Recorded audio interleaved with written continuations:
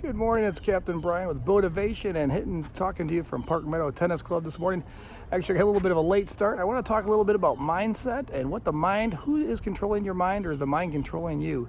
Actually, this morning I was set my alarm for 6:30 and I was still feeling a little extra tired. And I had that pause before I got up to go do my walk. Actually, I didn't do my walk, but I had that pause and my head convinced me that it wasn't it's like, we can do the walk tomorrow. You're playing tennis. You're getting some exercise that way. So you need the rest. I bet your mind set that for you. Anytime you have that little pause before you're going to do something you had scheduled to do, that is your mind taking control. That is your mind controlling you versus you controlling your mind.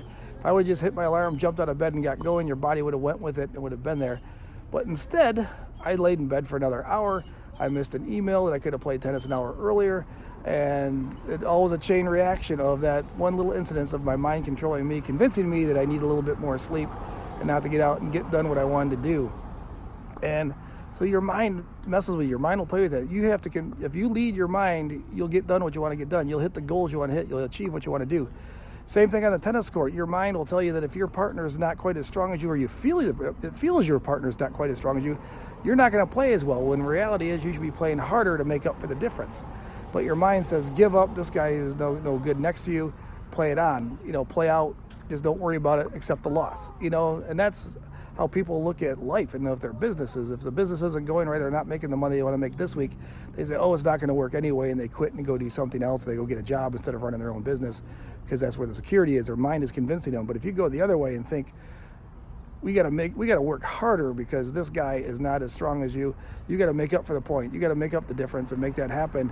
And when you get your confidence up, your partner's confidence is going to come up too, and they're going to play better because they know they're covered.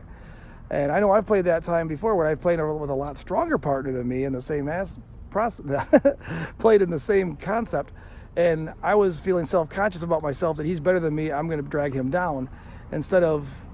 And then I got my mindset changed that, hey, I know he's got my back, so I can take more risk and take more chances to make this happen.